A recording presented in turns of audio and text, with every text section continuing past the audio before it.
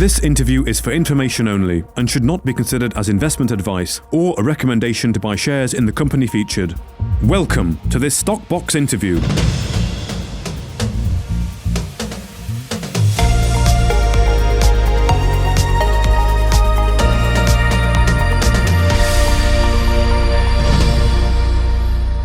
Joining me today is Richard Conroy, the chairman of Conroy Gold. Hello, Richard. How are you?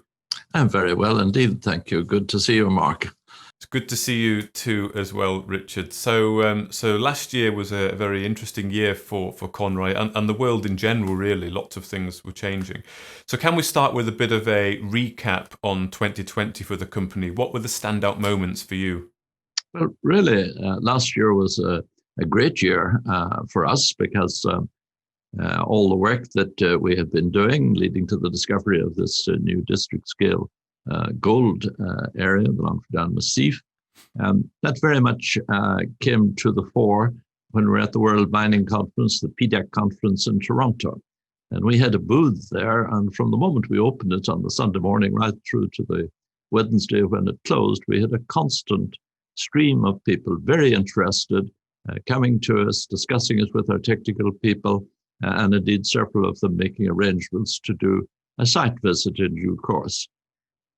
Unfortunately, because of the COVID, very few of them were able to do that.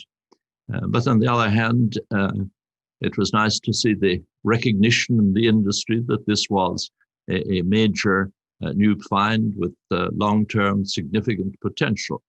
And as it so happened, one group who had already been in contact with us before COVID came to us, and after discussions, we formed a joint venture with them, heads of terms for a joint venture, which in itself, of course, is a very significant development in that it is, in a way, a recognition both of what we've done and of the potential going forward, and also provides the means to go forward.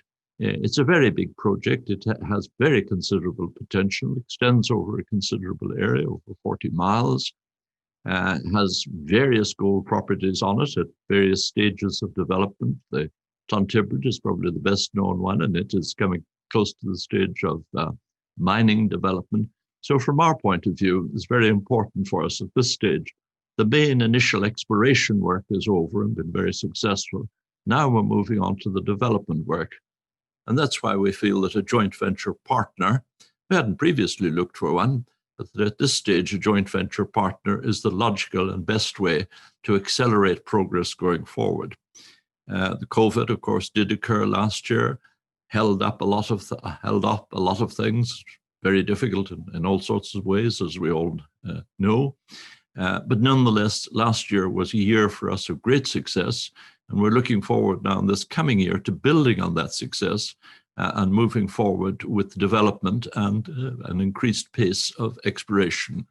To that end, of course, it's very important to us to have a joint venture partner. And that's what we're moving towards now, taking quite a time, as these things do, between not only the technical discussions, but the legal discussions, the financial discussions, the organizational discussions, and the fact, of course, that because of COVID, people aren't able to move backwards and forwards or to get around a table to decide something. So it's all taken a long time, but now we're looking forward to moving ahead in the pretty immediate future.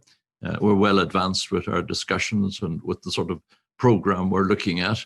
So I think both on our colleagues' part, on our own part, we're looking to get things moving as soon as possible now. And that's very satisfactory. We look forward to that. There will be some on-the-ground difficulties still because of COVID. But again, we anticipate being able to overcome most of these in due course and to have at least the summer season for drilling. Okay. Well, it's good to hear that the COVID didn't affect the joint venture in any way, because I know a lot of mining companies have been struggling during this time. Well, it has affected us, I suppose, in the sense that it slows everything down. Okay, you can have meetings, conference calls, and so on, but it's not quite the same as people being actually able to come over on site, sit down with their opposite numbers and the technical parts and all the other parties involved. it does slow things down. And indeed, for our potential partners, in addition to that, of course, you had an actual conflict out in Armenia and Azerbaijan. And I must say our partners have done very well to cope with all of that and still get on with the detailed arrangements for the joint venture. So yes, we're making progress, but at a much slower rate than one might have wished. But these things always do take time, and it's very important. It's a very major deal for us, and indeed for our opposite numbers, and it's very important for us and for them to get it right, and that's what we're going to do. There were a lot of other people who were interested, as I was saying earlier on, but who unfortunately weren't able to make site visits or whatever. But I think one of the very good things and nice things for us, because we've been working on this for a very long time, as is the case when you're looking at to make a major new discovery. We were involved for quite a number of years with our major zinc discoveries in Ireland, at Galmoy and so on, and equally well in the gold discovery that we're associated with out in Alaska, which is now in production as a major gold mine, the Pogo gold mine. It all took a lot of time, and it's very nice when things reach the stage at which the work that the technical people and all the other people involved have been doing begins to come to fruition, and you can actually think about pouring gold. It's a very nice feeling, I must say. Yeah, I imagine it is, and it's probably been quite a long time coming for you. I mean, Longfordown is the flagship company of the project. It's been developed over many years. You must have lots of data, lots of core samples, so it will take a little bit of time, I guess, for the joint venture partners to sort of go through that, make sure that they're happy with it. But can you just remind us, in a paragraph or two, what is so special about the Longfordown project? I suppose what's special about it is that it's a major new gold district that we've discovered. When we went in there with our initial work, all that was known was that some small amounts of gold had been found in association with an old antimony mine. We were looking at maybe a couple of 1,000 ounces, perhaps.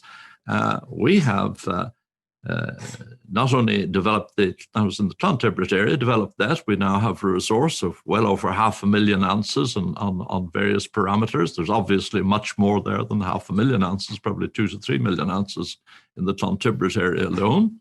But not only that, but even more important than that, and that would have been a pretty major achievement in itself, but even more important than that, we looked at it from the point of view of, could this be part of a major new gold district? And that's what we've demonstrated. It's taken us years to do it. You mentioned sampling and drilling and so on. There literally over 20,000 samples have been taken just for soil geochemistry alone. We've done a lot of drilling. But what we now have in the Longfordown Massif is a 60-kilometer or 45-mile stretch running from our Clay Lake properties in Northern Ireland, right across through Clontarf and Glenish, and on down for another 20-odd miles to a place called Slieve Gla. So you're really looking at very serious numbers. Our gold exploration target, not a resource now, it's an exploration target in the northeast alone, in addition to the 500,000 at Clontarf, is 9.8 million ounces. So you're looking at very serious things. And it is a new discovery. There's also gold in Ireland, of course, elsewhere, and the Dalradian work, which is also a significant discovery. But Longfordown Massif really is potentially a very large development, which will be quite major in the actual potential of the various mines themselves, and obviously. It's very important for us at this stage with the amount of potential, the amount of work that's going to go on. I'm sure for not just years, but probably for some decades to come, it's the time for us to bring in a joint venture partner. Exploration is very different from the initial discovery development, which took so long. But now we're in a whole new phase, and we look in this coming year now to be building on that and moving ahead. Okay, and just on the proposed joint venture, can you remind us what the terms are and why that is so significant for Conroy? Well, the joint venture in itself is significant because it transforms one's situation from having to raise all the funds and so on oneself for exploration. You change into a situation in which the joint venture partner obviously is bringing in the major funding. They're also bringing in technical knowledge. So therefore, from these points of view alone, it's very important. It's also a significant indication that you've now moved really from exploration to development. That's what they're coming in for, to develop the first mine at Clontibret, or any joint venture partner coming in. That's the objective of the exercise. So it is very, very, very significant, very important.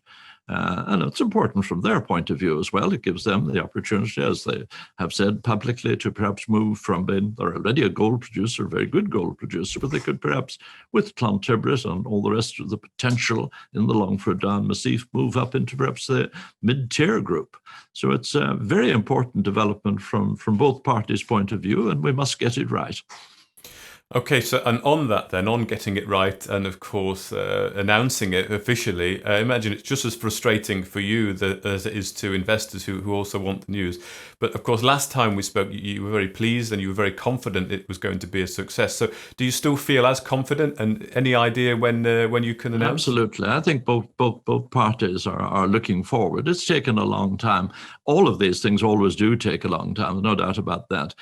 But certainly it has been aggravated in terms of time by the difficulties in travel and communication owing to COVID, and of course also to the conflict situation which happened out in Azerbaijan and Armenia.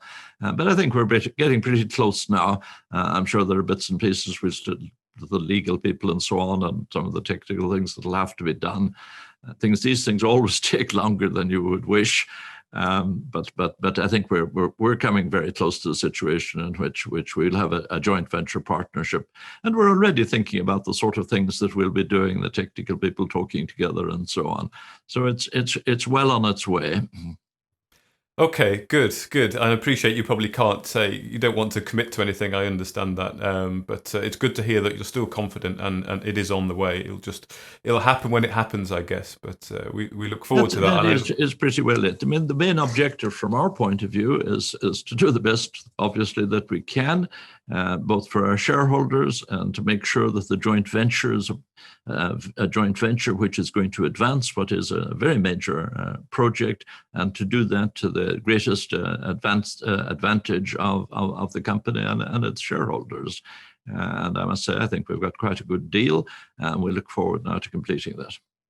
Perfect. Well, Professor Richard Conroy, the chairman of Conroy Gold, thank you very much for your time, and I look forward to catching up soon. Thank you very much indeed. Good to talk with you. Thank you for listening to this Stockbox interview. For more information, interviews and videos, visit our website at stockboxmedia.com or give us a follow on Twitter by searching @StockboxMedia.